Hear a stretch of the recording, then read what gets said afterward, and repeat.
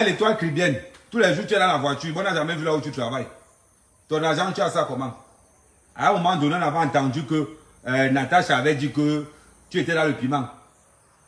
C'est ce que fait les enfants sont où? Ils sont enfermés dans la chambre. Après, on va se lever, on va dire qu'on influence. Vous influencez même quoi? C'est parce que les gens ne veulent pas vous dire cette vérité-là. Vous influencez quoi? Vous influencez qui? Je demande aux blogueuses. Là, je m'arrête à faire aux blogueuses. Je demande aux blogueuses, vous influencez qui? C'est la pimenterie que vous influencez. Dites-nous. Nous, on veut voir là où vous allez travailler. On veut voir là où vous allez travailler. Dites-nous. Hein, l'étoile Caribbean. Tous les jours, tu es dans la voiture. On n'a jamais vu là où tu travailles. Ton argent, tu as ça comment? À un moment donné, on avait entendu que Natacha avait dit que tu étais dans le piment. C'est ce que Natacha avait dit, que tu étais dans le piment. Maintenant, nous, si on veut voir, hein, l'étoile. Parce que tu es très forte pour conseiller les gens. Tu es marié, on ne sait pas. C'est-à-dire que toi, on ne connaît pas vos vies privées. Mais c'est vous qui êtes dehors pour conseiller les vies des gens. À un moment donné, dites-nous. Dites-nous vraiment. Tous les jours, l'étoile qui venait dans la voiture. Tous les jours. Ouais. Il y a aussi l'autre couteau femme qui est vrai. C'est l'autre couteau qui tape sur la bouche comme ça. Là. Comment elle s'appelle encore? J'allais oublier. Elle aussi, elle est vraie par contre. Elle est très vraie. Ouais, Aïcha Kamoise. C'est ça. Aïcha Kamoise aussi vrai, oui. Tous les jours, vous allez polluer tout Facebook. Elle est personne, elle a vu ça où? Elle a vu ça. Moi, en tout cas, on ne sait pas où. Je tiens à vous dire, quand la vérité se retourne contre vous, vous ne pouvez rien. Vous ne pouvez rien. Les femmes vous montrer leur salle de bain. Demandez-leur de vous montrer les slips. Elles ont que les slips marron, noir, rouge, bordeaux. Demandez-leur de compter le nombre de slips blancs qu'elles ont. Vous allez lire leur. Vous allez lire leur. Mais elles sont blogueuses, elles sont influenceuses. Elles sont assises dans un coin où elles ont, c'est toujours propre. Le petit coin de la maison qui est toujours propre. C'est là-bas où on fait les lives. Mais demandez-leur de changer de temps en temps.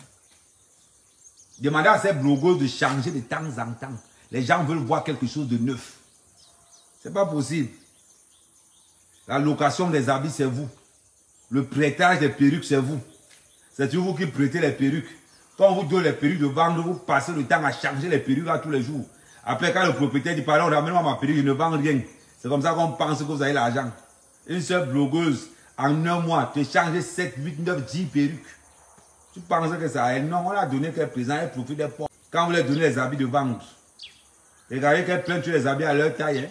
Quand le show donne rendez-vous, elle s'habille comme ça, elle prend ta perruque, elle prend les habits de Tekla, elle prend la perruque de Yosa.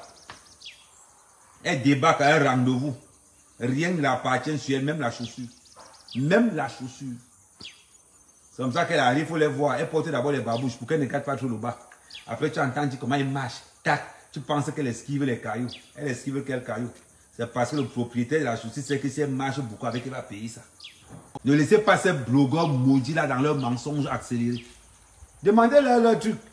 Demandez-leur que maman, toi tu nous conseilles tous les jours que oh, les gars on fait comment? Toi-même montre-nous un peu ton gars, nous on pose les questions à ton gars si ce que tu nous dis là c'est vrai.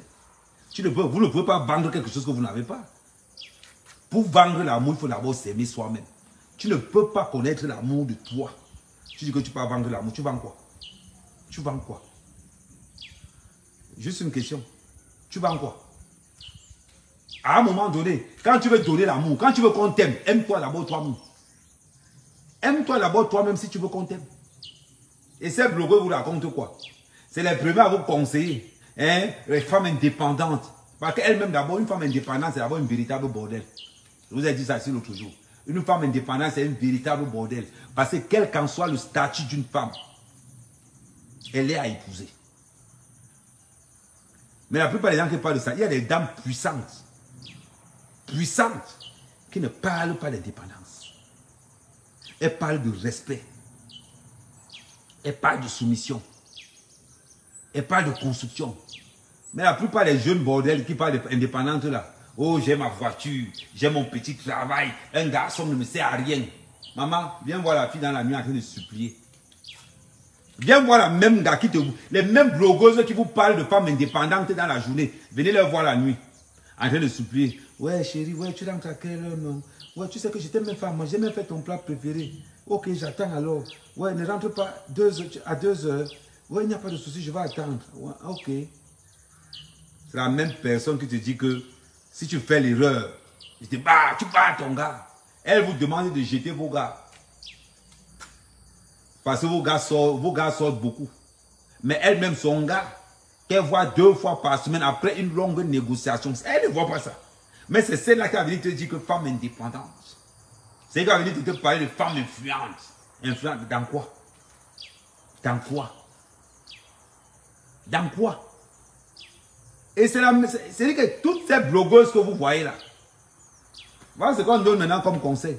Combien de blogueuses parlent vraiment, qu'elles disent que donc je vous parle en connaissance de cause, je suis marié.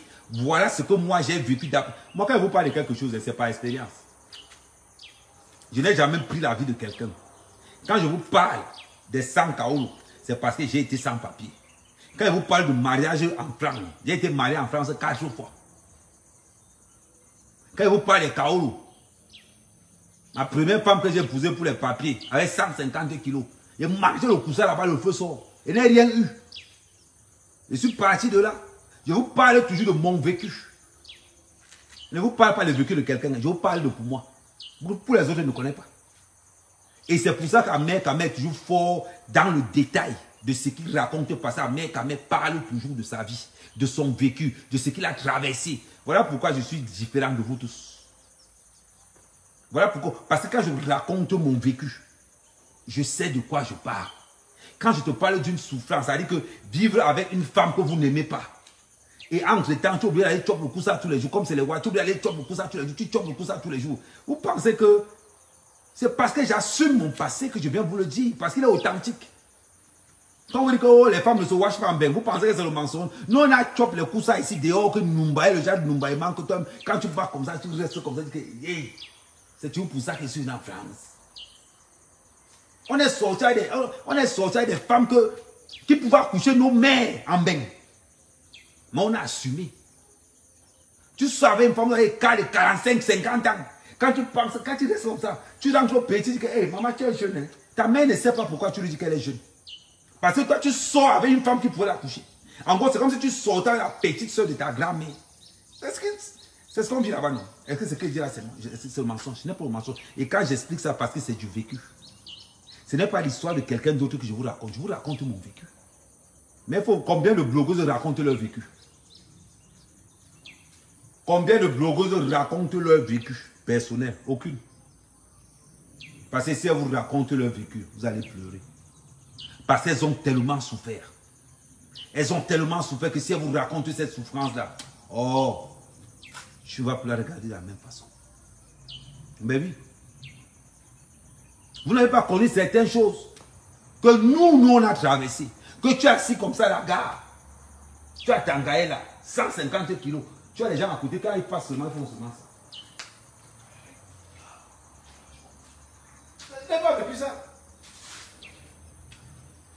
Vous n'avez pas vécu ce qu'on appelle la honte. Le genre où tu arrives à l'ambassade du Cameroun. La femme regarde comme ça. Mon fils, ta femme est née en 43. Elle t'appelle mon fils. À haute voix devant les gens. Mon fils. Ta femme est née en 43. C'est-à-dire que si tu tentes, c'est-à-dire que tu te mets comme ça. C'est-à-dire que tu tentes de te tourner. Rien que le regard des gens derrière. Ça te flingue. C'est-à-dire quand on te dit ça, hein, attendez.